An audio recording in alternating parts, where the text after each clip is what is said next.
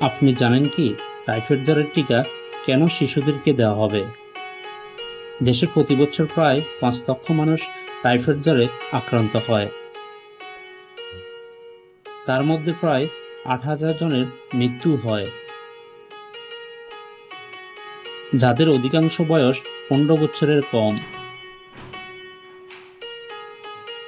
তাই আপনার 9 মাস থেকে 15 বছরের নিচের বয়সী সকল শিশুকে সরকার বিনামূল্যে 1 ডোজ টাইফয়েড জ্বরের টিকা দেওয়ার সিদ্ধান্ত গ্রহণ করেছেন।